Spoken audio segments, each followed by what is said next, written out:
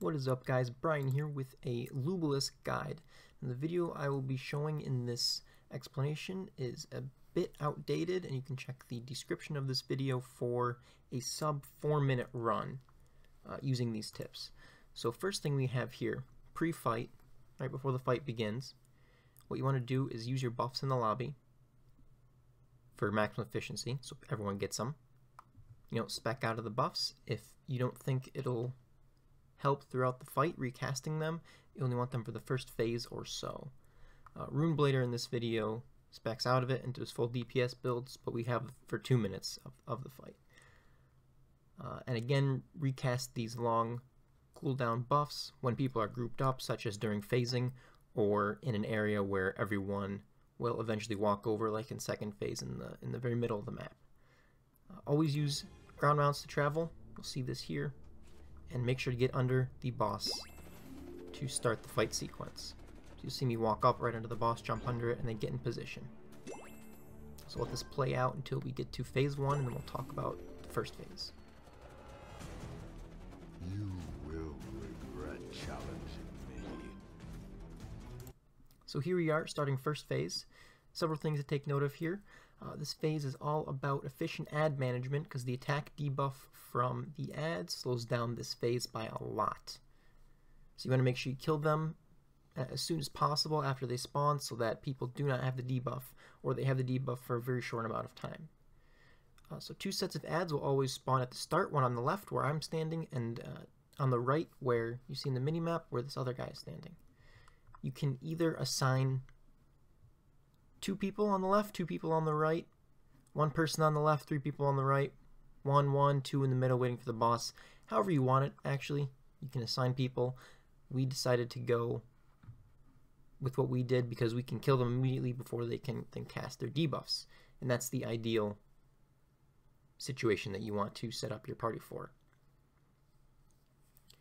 Now, for the rest of the fight, you want to assign either 1 or 2 people to take care of ads. Ideally, if you assign 2 people, 1 ranged person and 1 melee, you get 2 different types of ads that spawn. Some will spawn on these platforms throughout the map. On the edge, we call them spinners, and others will spawn just in either this area, down on the bottom here, on the right, or on the left. Now, melee classes are better at taking care of the ads that spawn up here, although wizards are pretty good. Archers have a pretty tough time with them. Any class that can stagger them are very good because it stops them from casting their debuff on the rest of the party. Now, ads will spawn roughly every time the boss jumps location, so let's play this out a little bit. You see here, I take care of these immediately. Right, and go right to the boss and get there as soon as it starts, so you're not really losing out on any damage. See, I cast the buff where everyone's standing there, sharp eyes, so everyone gets it. Now what you can do is saw him jump, and then ads spawned over here and some on the right. Now what you want to do, whoever's assigned on the ads, right? If the ads spawn near where you are, no matter what your role is, just help kill them. Just easiest way to do it.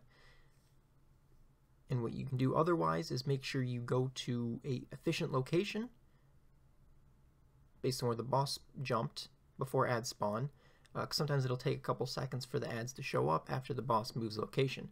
So see, in this case he jumped to the left. Now if ads hadn't spawned, what the wizard would have done in this group is gone somewhere on the right side, like 180 degrees opposite of him, right? So that way he's closest to any ads that spawn over there, and then the ads that spawn near the boss, we have the people on the boss that can take care of them. So again, the whole point of this first phase is to kill ads as soon as they spawn so you don't have this attack debuff.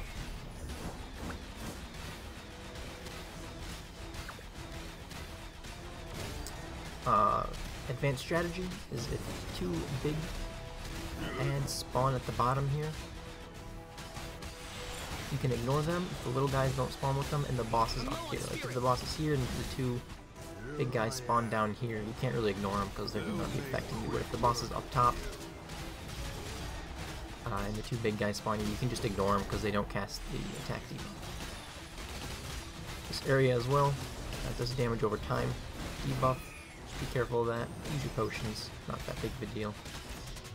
The boss phase is about 75% HP. That's about it for first phase. I've trifled with you long enough.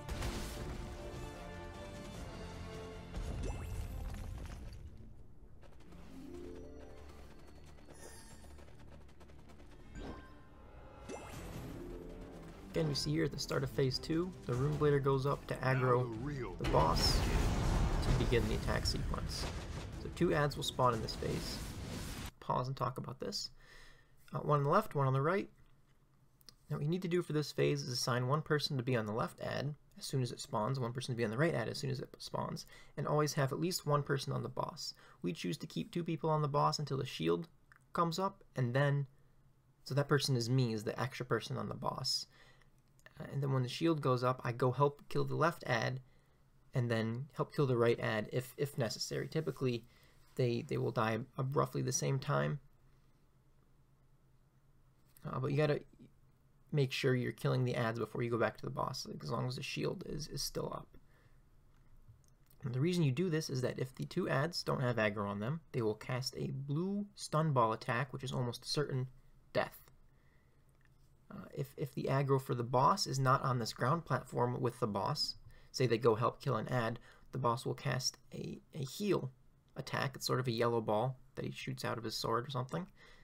Goes to the ads and heals them to full. And it's just very annoying because it can happen sometimes. You kill one ad and the second one is about to die, and the aggro goes away from the boss and he heals that ad to full, and then the shield is still up, and then the second ad respawns as you're about to kill. And it just gets a big mess. So you need to have one person on aggro on each of the bosses. If an ad uses a sword shockwave, you can find it here in the video, whoever's on that ad can use the left or right bracket. Here's a sword shockwave, and you'll see you type this left bracket, which indicates that this side is charging up its sword.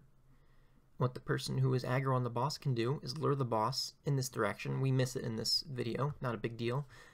If you land it, it stuns the boss, removes his shield, and it's just a little bit more efficient to clearing this phase. In this case we missed it, unfortunate, but it is how it is. Left both ads dead, shield gets dropped, go back to full DPS the boss.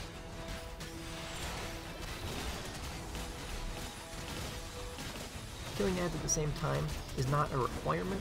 A lot of people like to do it because it's more efficient. Sometimes you can get pretty bad RNG on this boss, and ads respawning and shields staying up. And that's more consistent of removing the shield to kill ads at the same time, but it's not necessary. So the first time the boss teleports to the middle, as you just saw, he will cast the purple AoE attack. The safe spot is the grate underneath him. The second time he teleports to the middle, it will be a slam. You'll see that in a little bit. Ad spawned again, shield popped up immediately. Bit of RNG, and when the shield shows up, because it was up, I can go help left immediately. Then I go help the right side.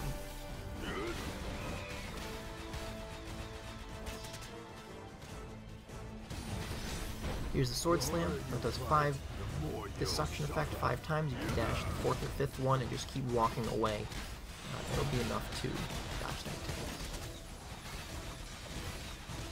This phase is at 35%.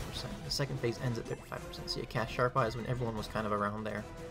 If I was paying more attention to the HP, I could have saved it for this phasing part. It would be a little bit more efficient, but either way works. If you stand in the spot where I am on the left side, you can pull the lever immediately or start interacting with it immediately without having to walk forward. So for this third phase, watch the video in the description for a more proper showcase of how it should be done. This video, I handled this phase incorrectly. What I should have been doing is standing up on this platform, waiting for the ads to spawn. So the first set of ads will spawn pretty soon after he breaks the blocks. Best classes to take care of these ads are either Archer or Wizard. What I can do as an Archer, if I stand right around this spot, not right on the edge, but a little bit up, I can cast Screwdriver Shot and kill all 3 of these ads instantly, as soon as they spawn, before they even finish loading in, right? I can watch the minimap. When I see these pop up, I press the button, and then they kind of pop into existence, and they're already dead. And then I can just turn around easily and kill the 2 on the left side with Rapid Shot. And I believe Wizard uses a Lightning Bolt skill. Again, I don't know how any other classes play. I just know that Wizard is also very efficient at clearing these mobs. So again, how I handle myself, my gameplay in this 3rd phase is not the correct way to go about it. I should be staying up here, not trying to damage the boss. Unless sometimes he'll do an attack where he gets close to this range, then I can kind of stand forward on this platform and do a little bit of extra damage. But for the most part, I should be waiting for the ads to spawn and killing them immediately. That's the fastest way to clear this phase.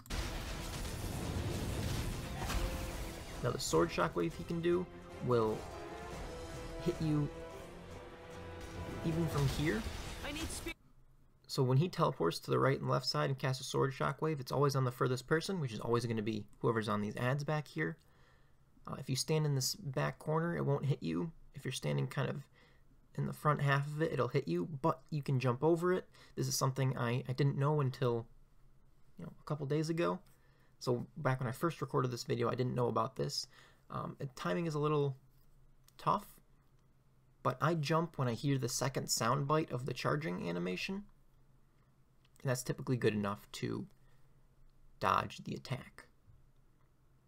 He can also cast a giant purple ball at you. That's also targeting the furthest player. Typically, I stay on one side of the platform waiting for ads to spawn, and if I see him casting that attack, I'll just walk to the other side and that'll dodge me, or that'll dodge the attack. What can also happen, or why you want to dodge that one, is because it knocks you down. Super armor doesn't protect you, so it's pretty annoying. Doesn't do that much damage, but you want to dodge it if you can. The other 3 people, just DPS the boss, dodge the attacks, nothing special. When the ads spawn like this, just kill them. You can always get from this platform to the boss platform, even if he breaks all these blocks like this. There's always indestructible blocks that can form a path and jump back. Some of the jumps are tough, but it's possible. Sometimes what I'll do now is I'll come up here and charge Arrow Rain. That's not necessary, just a little bit of damage.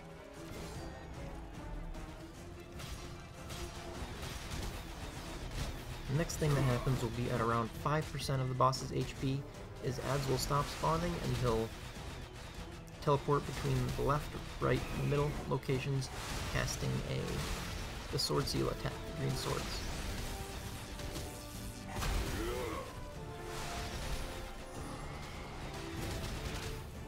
See there, I got KB'd down even through my evasive salvo. So we always start out on the left side when he starts his phase, and they'll teleport to the right, and then the middle, and then just repeat that cycle. That's about it. Hopefully you guys learned a lot from this video. Here's a 5-minute 33-second clear. Again, check out the description for a sub 4-minute clear of this boss.